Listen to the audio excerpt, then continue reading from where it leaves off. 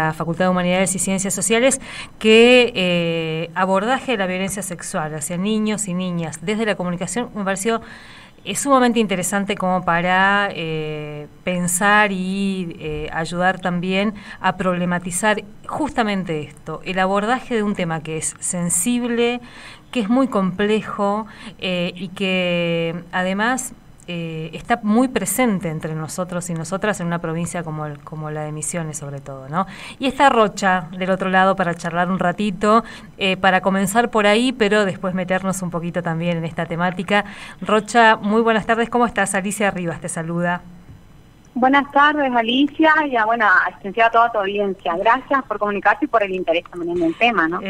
Gracias a vos, y realmente cuando lo veía, una viene como mirando un poco también los abordajes desde distintas aristas, ¿no? En algunos casos desde ya la intervención del sistema penal, el abordaje de estas temáticas, y lo primero que podemos decir es que es complejo, que es muy difícil. ¿Cómo lo pensás vos y cuál es la propuesta de este proyecto que fue seleccionado? Sí, la complejidad tanto de abordar en términos de análisis social un fenómeno como este, como también en términos judiciales y también desde la esfera policial, digamos, en investigación, lo complejo es justamente lo que se necesita como prueba para corroborar un abuso, ¿no? Estoy hablando siempre en la etapa de investigación, para resolución de un conflicto como este, ¿no? Entonces, esta investigación lo que busca cruzar en realidad es qué pasa con la violencia sexual hacia niños y niñas, vista desde la comunicación en cruce con los estudios de género y sexualidad, y abordamos tres esferas: la policial, los medios masivos de comunicación y en la judicial. Eso se ve allí también, porque investigaciones anteriores nos han arrojado la pregunta por lo que sucede en el plano de la cultura en relación a estos delitos. Y cuando hablamos del plano de la cultura, en esto siempre tiene que ver con los medios masivos de comunicación. Entonces la complejidad es justamente abordarlo en esos tres lugares, más allá de que el fenómeno o el hecho en sí es doloroso y es terrible tratarlo, abordarlo, incluso pensarlo, es terrorífico incluso pensarlo en esos términos, pero lo que tratamos de hacer con esta investigación es aportar un poco de luz, si se quiere, sobre el entramado, ¿no?, de este fenómeno. A veces esto también, como es tan difícil abordarlo, como es tan complejo hablarlo y demás, todo esto contribuye a ese proceso de silenciamiento que sigue siendo también la constante, ¿no?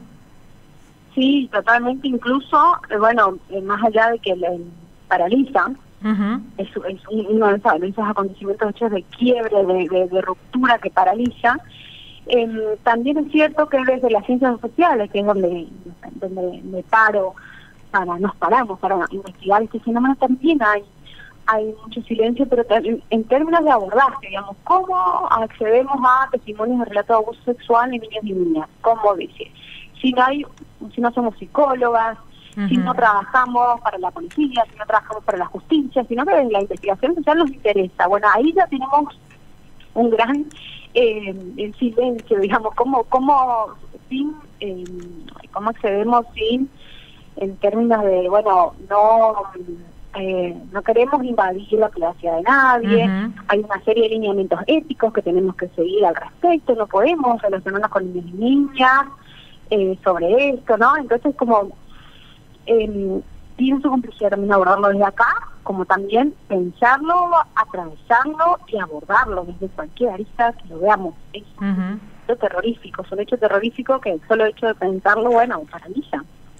Además, Rocha, pensarlo desde la comunicación cada vez como más necesario también, porque son hechos que cuando llegan a los medios de comunicación, ese proceso de espectacularización y de sobrevisibilización de la temática, a veces a partir de un hecho, de una persona que denunció, eso también es muy difícil manejar toda esa situación. Sí, hay varias cosas cuando aparecen en los medios y se lo codifica, se lo trama en este sentido que decís vos, en términos de espectacularización, de exposición, pero también de banalización, también de esta cosa de circulación masiva, rápida y descartable, ¿no? Y también hay otra cuestión que tiene que ver con, más allá de los medios masivos del formato noticia, ¿qué pasa con todos los otros formatos, todos los otros tipos de productos comunicativos que circulan en la masividad, que trabajan sobre esto? Porque hay algo que sostiene este tipo de delitos, ¿sí? No es que salió de un huevo o de un repollo, digamos. Hay algo en el plano de la cultura que sostiene este tipo de delitos todavía. A mí lo que me interesa ver es qué pasa en el plano de la cultura en relación a esto. Hay pedagogía sobre género y sexualidad que se sostiene en la masividad. Esto tiene que ver con, bueno, ¿por qué se siguen ejecutando estos delitos? O sea, estos hechos en nuestras sociedades. ¿Cómo desde el plano de la cultura se sostiene, pero también se replica, se legitima? O sea, por dar un ejemplo muy pequeño y que esto no se lo tome como, pero digo, cuando aparece de nuevo el sketch de Franchella y Julieta Prandi de Poner no me acuerdo, Poner Franchella, así se llama. Poner Franchella, que todas las alarmas sonaron porque, bueno, justamente el sketch de central era un padre que miraba con deseos a la amiga de la hija, ¿no? Y en el sketch también se dejaba ver que ella también, bueno, entonces, ¿qué pasa en ese plano, no? Hay algo ahí que se sostiene, que migra o no, o sea, ¿qué pasa ahí, no? Y la pregunta es, ¿por qué sigue sucediendo? ¿Qué está pasando, no? En términos sociales. Y además pensaba un poco, ¿qué es lo que, y entre comillas esto también, ¿no? ¿Qué indigna de este delito? Porque uno sin tener tal vez los datos estadísticos bien concretos, pero una de las cuestiones que aparece que son hechos como muy naturalizados, muy extendidos también en nuestra sociedad, en nuestra comunidad más cercana, pero pareciera que mientras no se hace público, mientras no se visibiliza, hay un silencio denso que posibilita que ese delito continúe. Y una vez que se visibiliza, se disparan todas las alarmas y las intervenciones, a veces todas muy deficientes también las intervenciones. Sí, por eso, bueno, la ley de salud sexual integral en esos términos es fundamental, ¿no? Para evitar este tipo de hechos, sino para justamente poner a disposición herramientas de acceso a niños y niñas, o darles la confianza de que puedan hablar y de que puedan exponer aquello que está sucediendo. Digo, las escuelas juegan un rol fundamental. La ley habilita que se hable de esto, y al habilitar no vamos a convencer a ningún abusador de que no abuse, pero sí vamos a poner a disposición de niños y niñas herramientas para que puedan contar como puedan y lo que está sucediendo. Y eso implica accionar inmediatamente y de que todas las instituciones que son parte de esta sociedad sepan cuál es su rol. Es decir, la escuela, ni bien está enterada de un caso, sí debe dar aviso sobre esta situación y se actúa de oficio. Entonces, digo, también un niño o una niña no se cría en la misma familia y en soledad, se crían en una aldea, en una tribu, en una comunidad, y somos responsables como comunidad de ejecutar, bueno, ¿no?, las alarmas y lo que hay que hacer en estos casos. Esto que vos decís de la escuela también es interesante para seguir como dialogando con la institución, porque cuando uno habla con docentes que se encuentran con esta situación, que ya de por sí poder detectar un hecho de abuso, haber generado la confianza para que una niña o un niño cuente una situación tan traumática, pero después pareciera que el paso que sigue es hacer la denuncia, y una vez que se hace la denuncia ya la institución se corre, ya sea porque se tiene que correr, y ya es otra lógica. La policialización y la judicialización de un hecho así tiene otra lógica, digamos, ¿no? Que hay todavía por indagar, me parece, en todo ese proceso. Sí, tal cual, pero también tiene que ver con lo complejo que es abordar este tipo de delitos, ¿no? Cuando hablamos de niños y niñas, también estamos hablando de recursos limitados a la hora de dar cuenta de un hecho como este, dolorosos, limitados para la justicia, limitados para la instancia procesal, limitados para la investigación policial. Digo, es muy poco los recursos con los que contamos para que comprender un hecho de estas dimensiones, ¿no? Por eso digo que el rol de la escuela, de la canchita del equipo de fútbol, de las agrupaciones barriales, del merendero, digamos, son fundamentales. Estas organizaciones que juegan en la primera infancia o en la infancia de niños y niñas, y bueno, pasan un montón de horas ahí. Son la verdad que son aliados fundamentales para detectar esto. Rocha, y bueno, seguramente vamos a volver a hablar. ¿La investigación está arrancando o ya venís trabajando hace tiempo con esta temática?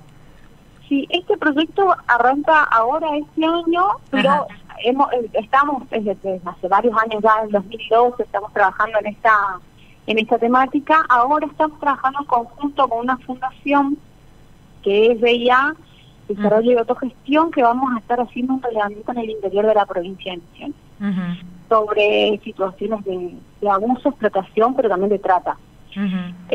Vamos a relevar un porcentaje en la frontera sobre qué está pasando con las infancias en relación a su exposición con riesgos y con esta clase de delitos. ¿Y hay datos accesibles ahora? Por ejemplo, decimos casi como una muletilla, a veces decimos, bueno, el abuso sexual es una de las problemáticas, el abuso sexual intrafamiliar más importantes en la provincia, pero ¿hay datos que puedan decir esta problemática está dimensionado así o es difícil acceder a esos datos? Sí, en realidad es difícil confeccionar el dato, porque el problema está en el armado del dato, porque en la denuncia uno puede relevar un dato de denuncia o puede relevar un dato de cuántos llegan a instancia judicial, incluso en población carcelaria, que ahora es la mayoría de la población carcelaria, por lo menos yo hablo de la UPL Dorado con esta clase de delitos, pero lo cierto es que esas cifras están bien alejadas de lo que en realidad es mucho más de lo que conocemos, ¿no? Y esto tiene que ver porque, bueno, no se denuncian, o ya pasó hace muchos años, creemos que caducó, que ya no tiene, bueno, ¿no? Como seguramente si empezamos a indagar en nuestra familia, al abuso sexual va a haber. Entonces, los datos que hay son bastante pobres, ¿no? Y también la información que hay al respecto. Insisto con esto, el problema está en el tipo de hecho, en el tipo de delito y también en la confección del dato como número. No, y esto que vos decís de pensarlo desde la cultura también, un poco el desafío de ir un poco más allá de pensar solo como un delito, digamos, ¿no? O sea, complejizarlo, porque si pensamos como un delito, es el aparato penal persiguiendo un delito. Sí, la verdad que sí, y aparte no nos arroja ningún tipo de luz sobre la comprensión del fenómeno. Yo quiero saber qué es lo que sostiene esto, cómo se sostiene esto en el tiempo, y si los medios de comunicación educan en cuanto a pedagogías de género y sexualidad, bueno, qué tipo de pedagogía, qué tipo de lecciones nos dan en relación a este tipo de prácticas que incluso con el caso de Jay Mamoni, que ahora explotó, escucho profesionales diciendo que es una orientación sexual abusar de niños y niñas. Digo, hay un desconocimiento total de cómo funciona esto, y encima de desinformación, no, se confunde una cosa por la otra. Entonces, hay algo que está sucediendo ahí también, que no es menor, no es un dato menor. No, cosas como que no se recupera más, es como que alguien es una persona irrecuperable, por lo tanto la otra gran pregunta es qué se hace con un abusador o con alguien acusado de abuso, digamos, ¿no? Que es la otra gran pregunta. La gran pregunta, sí. Que hasta difícil de hacerla, sí, muy difícil hasta denunciarla. Sí, totalmente. Rocha, bueno, mil gracias, y vamos a estar ahí espiando tu investigación con la curiosidad también de poder tener un poco más de herramientas para acercarnos a una problemática que sobre todo en los movimientos feministas está muy presente, porque las mujeres somos las que también tenemos que lidiar con esta problemática, acompañar a hijos, hijas en los procesos de denuncia, y en muchos casos vemos que también las mujeres son las que quedan atrapadas en esos procesos penales, ¿no? Sí, tal cual. Aparte, también es una demanda de los movimientos feministas el cambiar todo, ¿no? Cambiarlo, el abordaje, cambiar quiénes intervienen, cómo se interviene. Entonces, también con ese espíritu, ¿no? Encaramos esto, cruzando las esferas, cruzando personajes, cruzando actores, a ver qué está pasando. Rocha, mil gracias, Gracias a ustedes, Alisa, por el interés, y bueno, nos seguimos encontrando. Dale, mil gracias, un abrazo. Ahí charlábamos con María Rosaura Barrios, Rocha Barrios.